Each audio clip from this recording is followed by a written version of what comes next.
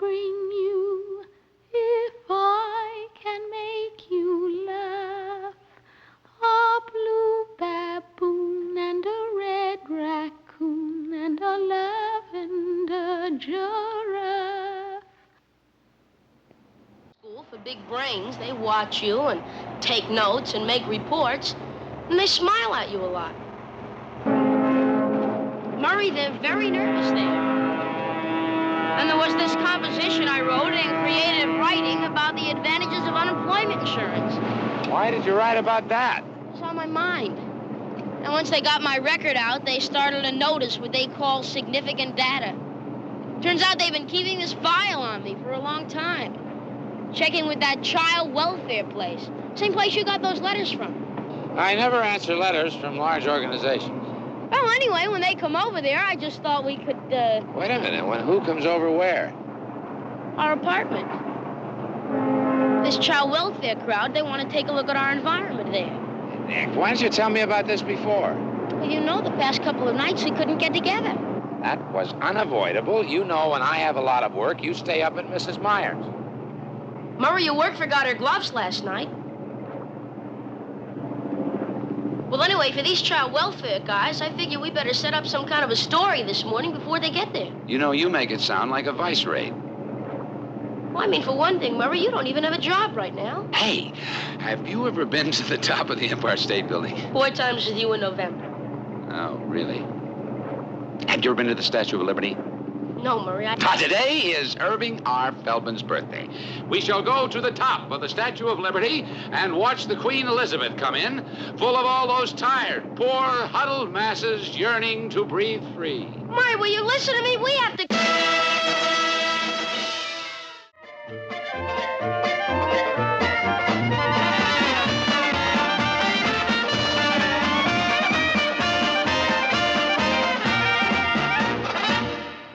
Hey, spy, listen, I'll tell you something. You know those poison capsules they give us to take when we get captured? Yeah? But they got a new way to giving them to us now, Otto. What's that? They're putting them into Cracker Jacks. That's just craziness. It's a silly thing, what you said. That's silly. That's silly, you said. That's a silly thing. Now, put them in there. Put them second. This is ridiculous. I heard them putting surprise in the package. What this is ridiculous. Excuse me. Are you Mr. Burns? Only for a couple more seconds, buddy. They poisoned my Cracker Jack. Yes, I see. You are Murray N. Burns? Oh, excuse me. How are you? How do you do, Mr. Burns? I am Mr. Amundsen, and this is Miss Markowitz. Miss Markowitz and I are a social service unit from the Child Welfare Board. We have been asked by the Bureau to... Oh, and this must be young Nicholas. Hello. Mr. Burns, we, Miss Markowitz and I, have been asked by the BCW to investigate and examine certain pupils of the Revere School. There is, may we see you for a moment? Oh, certainly.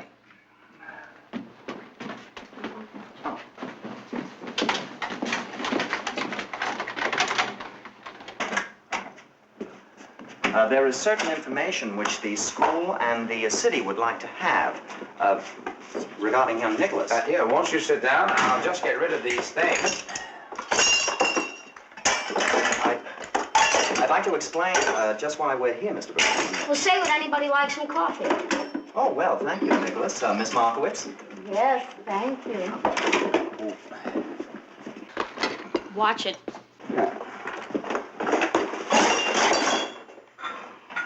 It might be best, Mr. Burns, for the child, if perhaps you were to send him downstairs to play or something while we have our discussion. Yes, it would be more advisable, Mr. Burns, if the child were not present, since Miss Markowitz will be discussing the psychological area.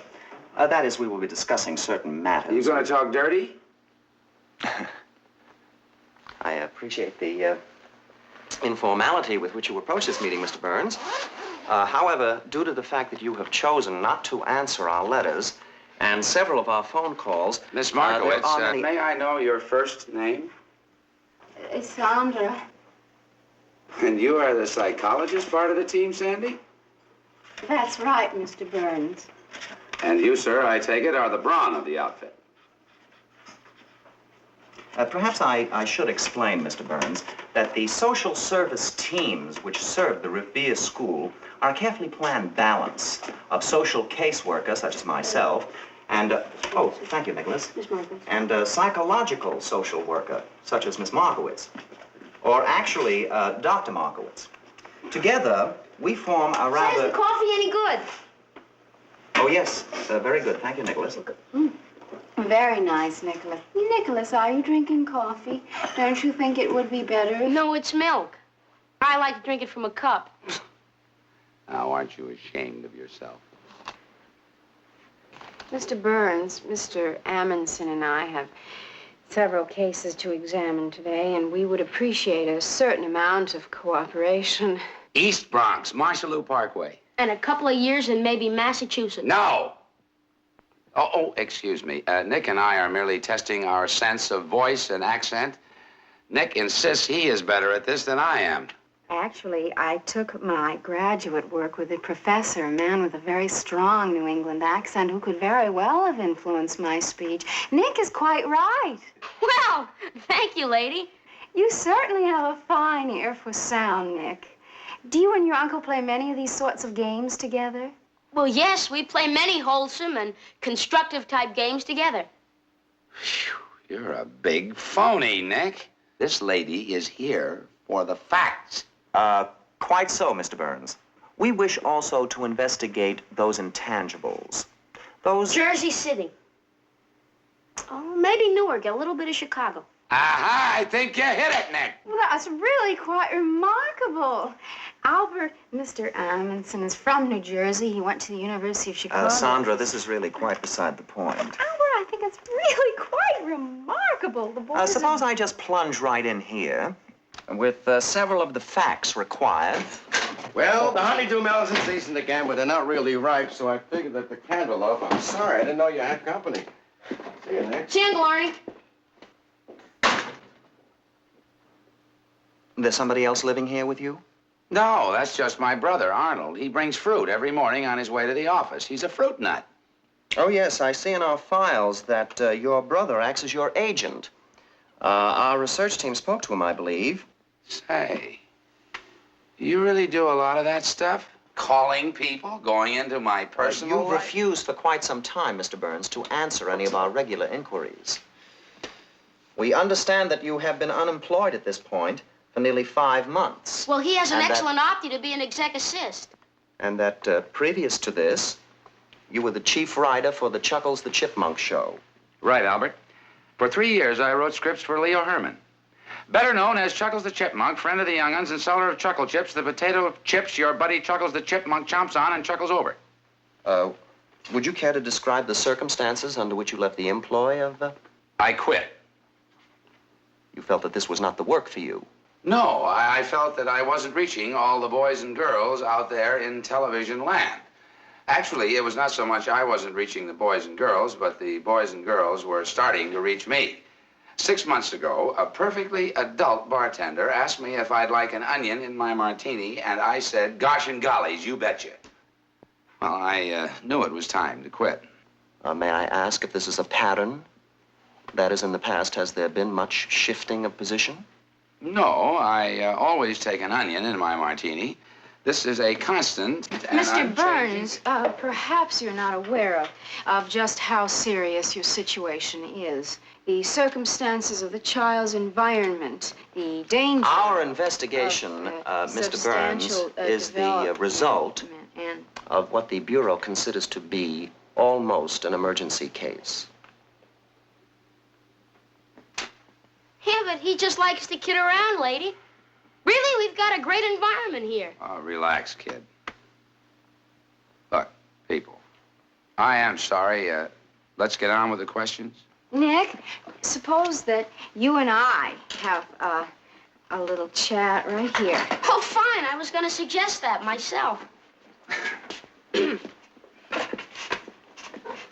Well, I'm sure there are times when the fun stops and you have nice talks and your uncle teaches you things.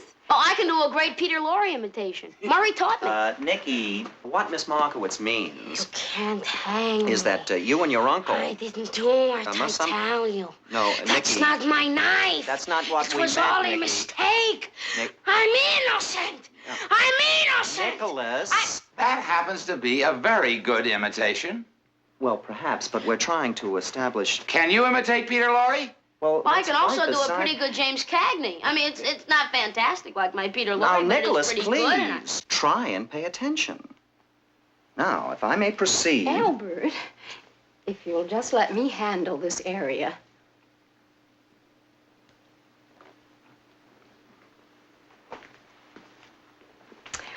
All right, Nick, let's talk about games, okay? Okay. Now, do you have any favorite games or toys that you'd like to show me? Some plaything that's just the most favorite one of all? Oh, there's Bubbles. I don't think you'd be interested in seeing Bubbles. See, Bubbles is what you'd call an electric statue.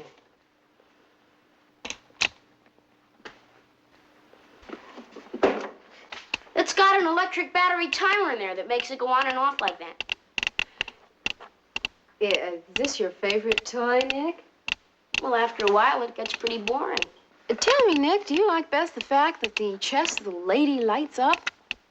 Well, you got to admit, you don't see boobies like that every day. Anybody want any toast or orange juice or anything? Say, would you want to see the effect when the lights are out? Or when the room is dark? Tell me, Nick, is that what you like best about it? The fact that you can be alone in the dark with it? Well, I don't know, but in the dark, they really knock your eye out. Perhaps don't you think we ought to turn off... Nick, does Bubbles, does she in any way, does her face remind you at all of, oh, let me see, your mother, for example? No, it's just a doll. It's not a statue of anybody I know. I got it in a store downtown. Her chest, is that something? Well, it's something all right, isn't it? When you think about your mother... Well, I don't think about her too much. But when you do think about her, do you remember her face best or her hands? Oh, I remember she has a terrific laugh. See, it's the kind of laugh that when she laughs, it makes you laugh, too. Of course, she overdoes that a lot. But I mean, physically, when you think of her, do you... well, when you see Bubbles there, and Bubbles goes on and off like that... Sandra, his mother's chest did not light up. Mark that down in the file, Albert. Nicky, I wonder if you would turn those off. I mean, her off. See, mainly I like to read books that are healthy, constructive, and extremely educational for a person. Don't push it, Nick. He has no unusual fixation, Sandy. I mean, he's no more abnormally interested in your bust than Mr. Amundsen is. Mr. Burns, it is not necessary to make that... Of course, I might be wrong about that. Our interest in that doll Say, is... you really are interested in that doll, Albert. Our interest Oh, in the well, doll... I'd sell it with $2. That's 50 cents less than I paid for it. Sandra, I fail to see what's so amusing. I'm sorry, Albert. Well, it was just funny. Suppose I pursue, then, the psychological part of this examination. Really, Albert, I really do feel that it would be better if I were to... Look, Albert, the lady was just laughing because something funny happened. That's the best thing to do under the circumstances. Mr. Burns... Say, how would you all like to go to the Statue of Liberty? Now, I have it on good authority from the weather lady that today is a beautiful day. Mr. Burns, now this interview has reached I'm the going to get point my where educational books now. I left them out on the Mr. street. Burns, this interview has reached a Mr. point... Burns. Now, damn it, Sandra, don't interrupt me. For goodness sakes, Albert. Sandra, perhaps we, would you excuse us for a moment, Mr. Burns? I'd like to have a short conference with Sandra. Dr. Markowitz. For a moment, please. Dear, what are you doing? Have we lost all control? Are you seriously talking to me about control, Now, Albert? dear, I told you... I told you, and I told Dr. Malco, it is much too soon for you to be going out on cases. Now, you need another year in the office. Behind the lines, I told you both, you simply are not ready. Albert, you hardly let me get started. See, I was attempting to deal on the basis of the whole child. 3 months out of grad school, and you want to go right into the front lines. Really? You get too involved, Sandra. Each case, you get much too emotionally involved. Now, we are scientists, dear. You seem to lose sight of that fact. Albert, this is no way to deal with this man's Oh, that's problem. fine. That's fine. How are we doing? You know, personally, I don't think you're going to solve your problems with each other, but I'm glad you came to me because I think I can help you. Al, Sandy is not going to respect you because you threaten her. No, respect will have to come gradually, naturally, a maturing process. Mr. Burns, the Child Welfare Board is thoroughly aware that Nicholas is not legally adopted. Consequently, they have, I assure you... Now, you don't assure me of anything, buddy. You make me damn nervous. Mr. Burns, according to the BCW, the child's continuance in your home is in serious and immediate doubt.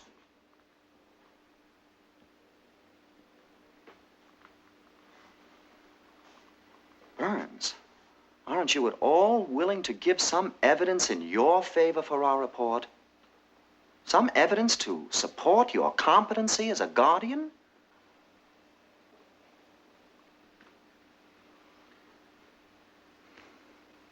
All right, Albert.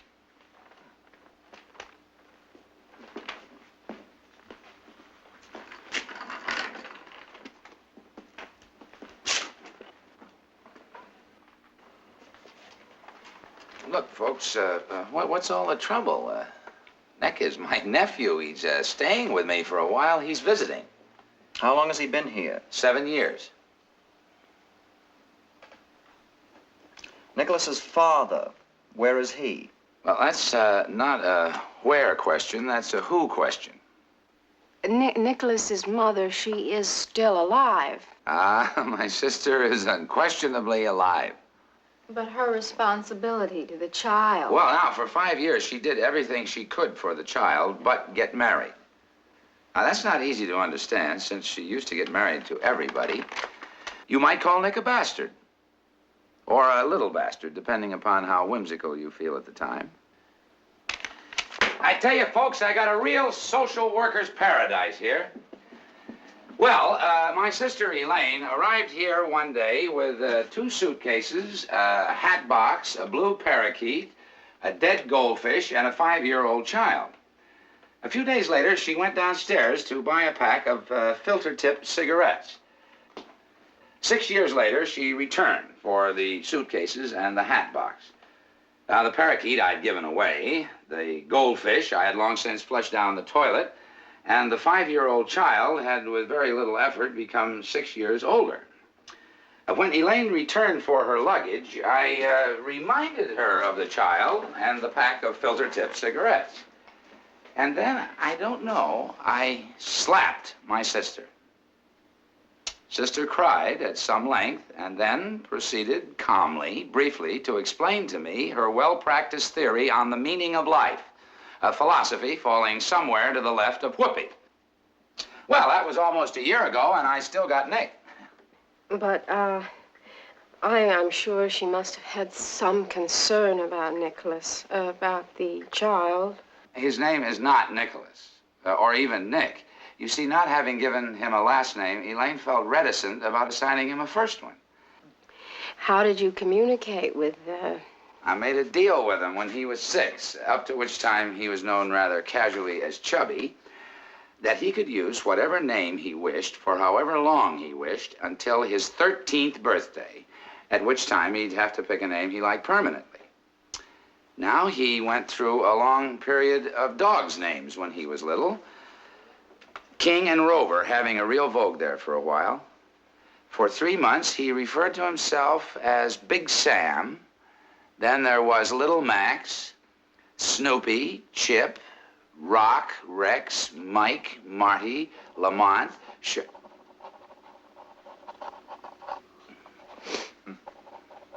Chevrolet, Woodrow, Lefty, the Phantom, He received his library card last year in the name of Raphael Sabatini. His Cub Scout membership lists him as Dr. Morris Fishbein. Nick seems to be the one that'll stick, though.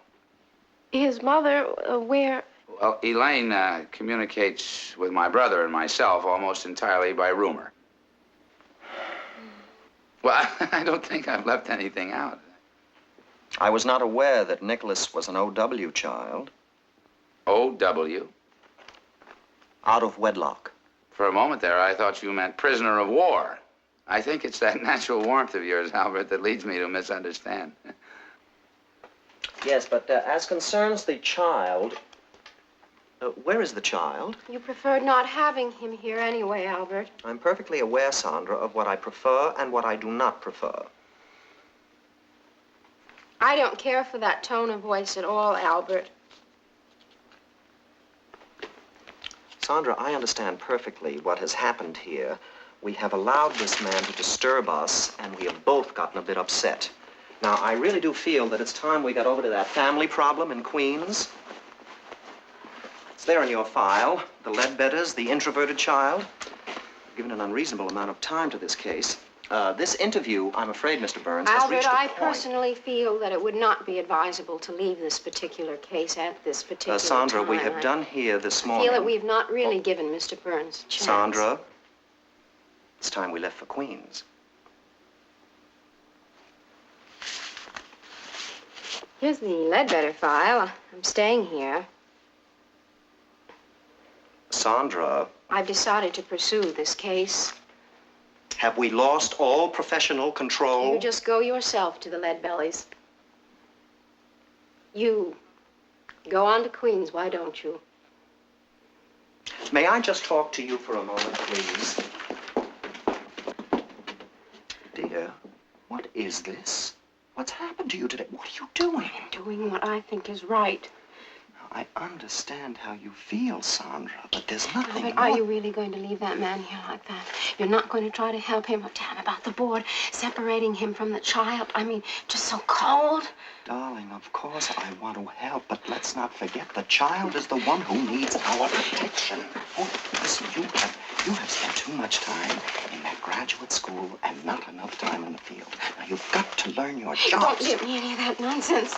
This is not the time nor the place for this. No, graduate school wouldn't have done you any harm, believe me. This is the most terrible thing. Do you know what you are, Albert? You're... I don't know, but I'll think of something.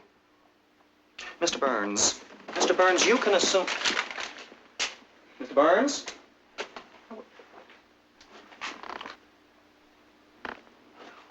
Oh, Mr. Burns, you can assume at this point that Miss Markowitz is no longer involved with your case. Now, the board will be informed that she's no longer involved with this particular case. I mean, her continuing to discuss your case at this point is entirely unofficial. You can dismiss any conference which may resume when I leave, after I leave here, from your mind. And regardless of what you think of me. I think you're a dirty O.W.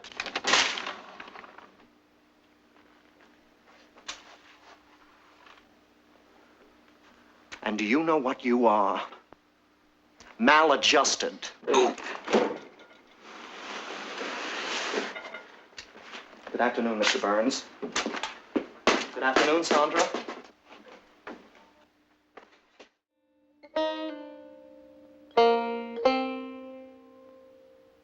I have been attacked by the Ladies' Home Journal. Place has an unusual quality now, kind of fun gothic.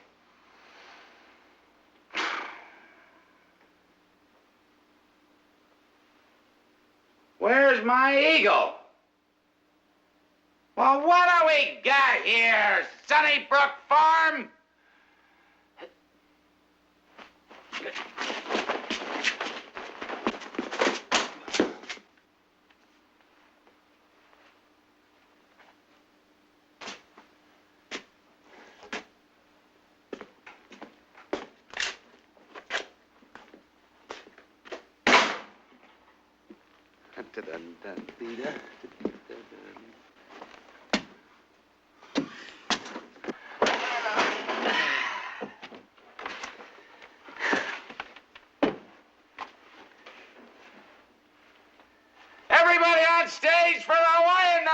boys!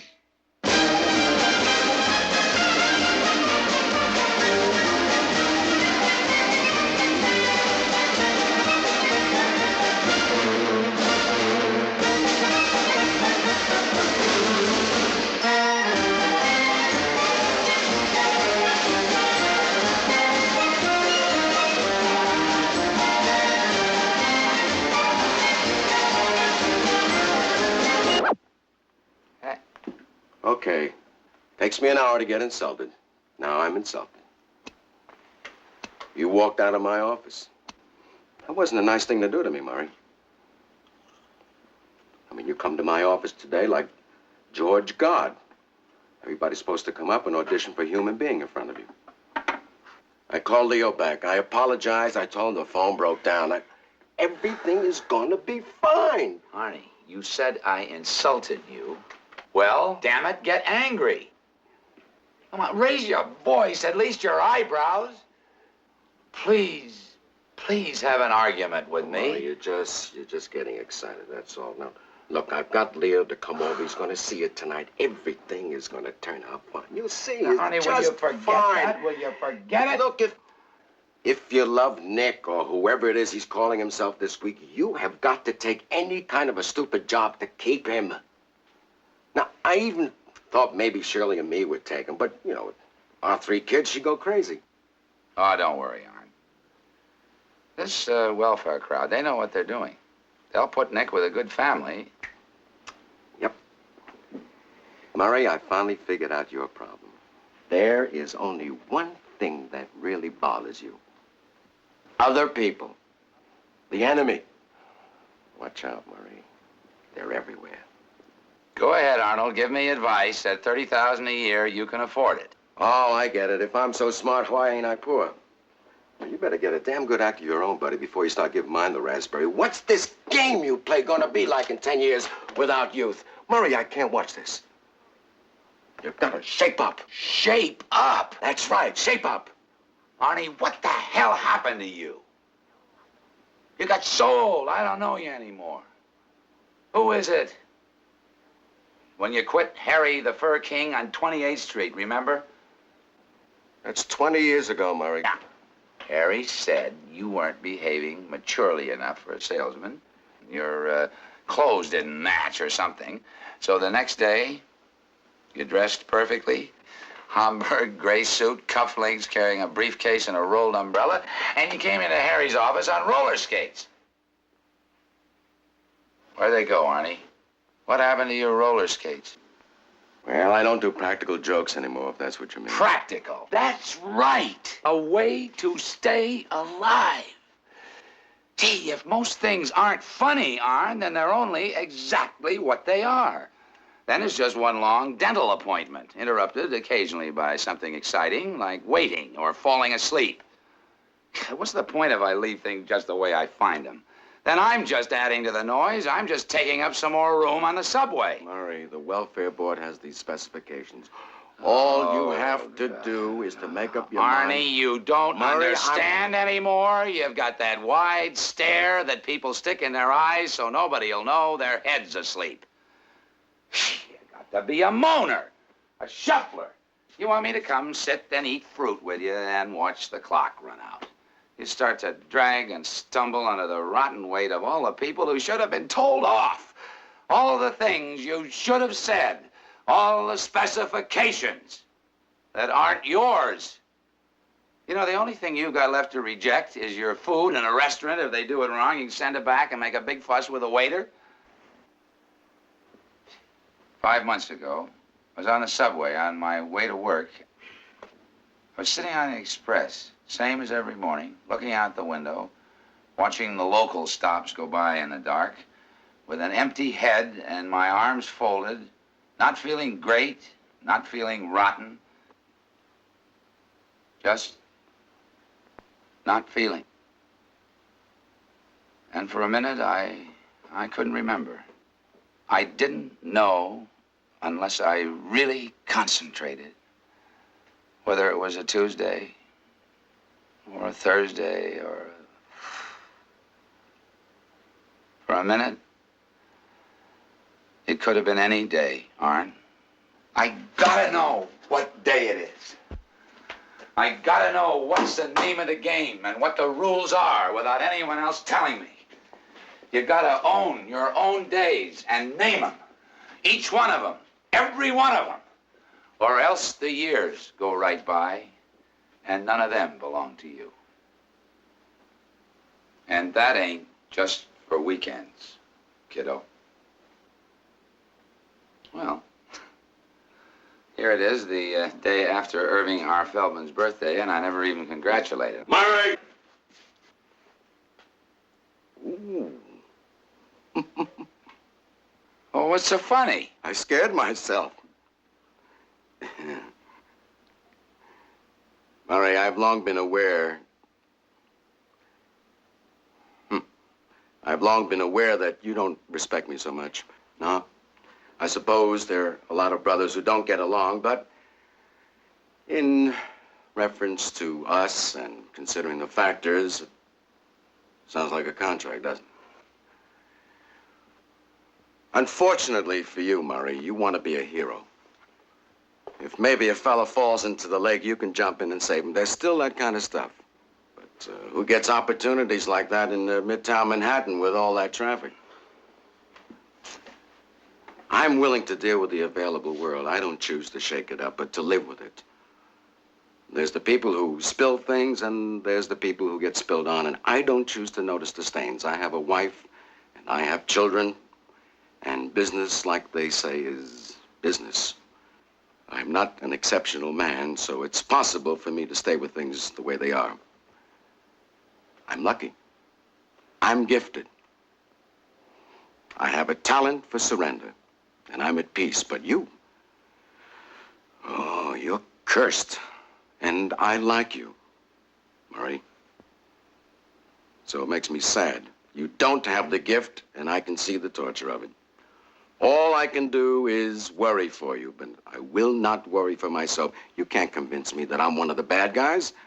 I get up, I go, I lie a little, I peddle a little, I watch the rules. I talk the talk. We fellows have those offices high up there so that we can catch the wind and go with it however it blows. But, and I'm not going to apologize for it, I take pride. I am the best possible Arnold Burns.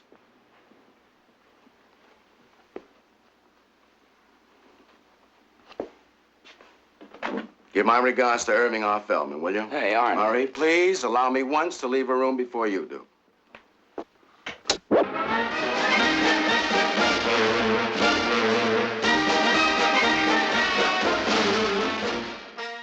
How are you? May I come in? Sure. I called you this morning, Mr. Burns. Oh, that was you. That was me. Miss Markowitz did not show up in Queens yesterday. So? Well, her parents are quite upset. I am quite upset. Where is she? She's hiding in the closet. Now, we're really all quite anxious to know where she is. Well, I'm not kidding, Albert. She's in the closet.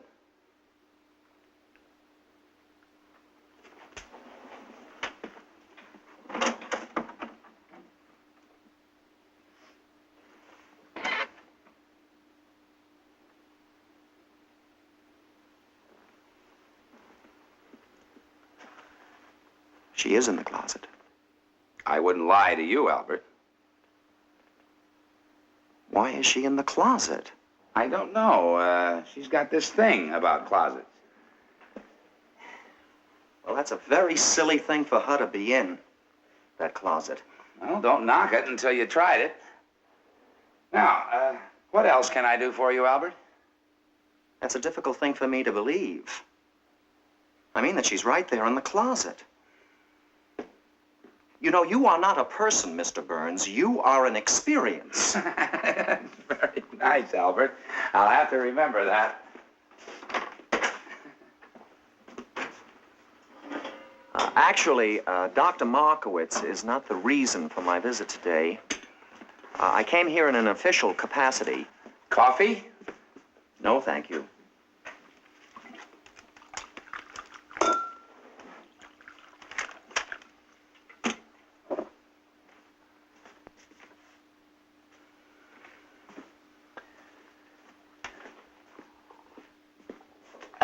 Now, what's on your mind, Albert?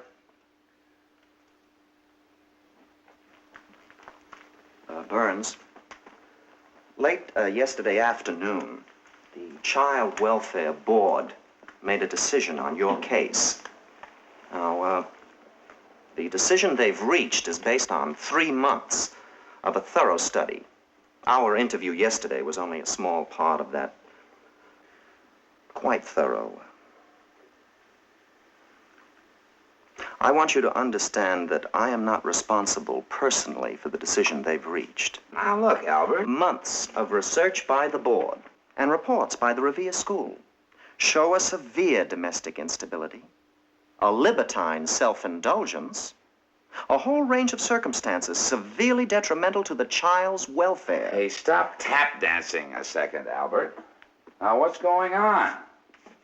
Well, it is the board's decision that you are unfit to be the guardian of your nephew, and that action be taken this Friday to remove him from this home and the deprivation you cause him.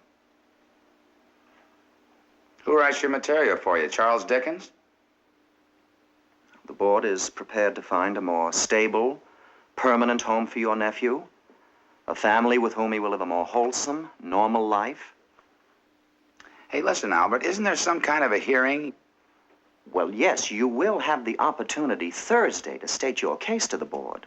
Now, if there is some substantial change in your circumstances, if you can demonstrate that you are a responsible member of society. Well, this is Tuesday. What the hell am I supposed to do in the next 2 days? Win the Nobel Peace Prize?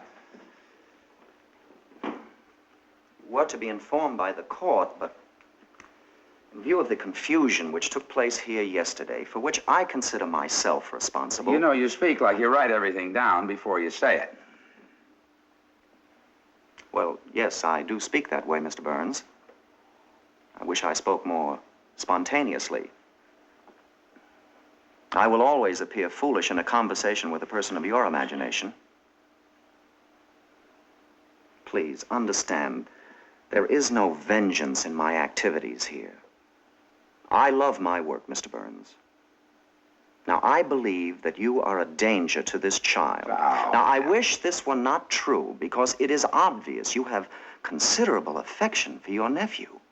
It shows in your face, this feeling. Well, I admire you for your warmth, Mr. Burns, and for the affection the child feels for you. I admire this because I am one for whom children do not easily feel affection. I am not one of the warm people. But your feeling for the child does not mollify the genuinely dangerous emotional climate you have made for him. Now, I wish you could understand this.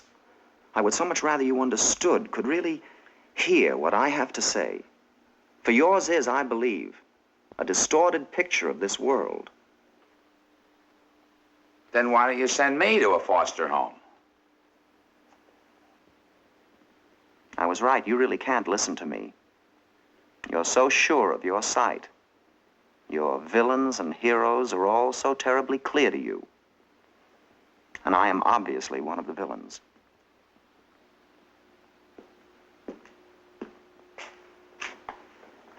Well, God save you from your vision, Mr. Burns.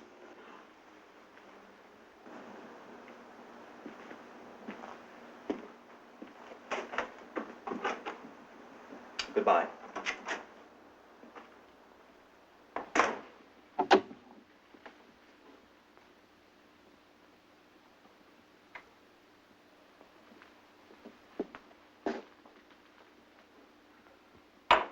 Hey! I'll bet you don't believe I really do live above an abandoned Chinese restaurant, huh? 1,000 clowns I'll bring you if I can make you laugh. A blue baboon and a red raccoon and a lavender jug.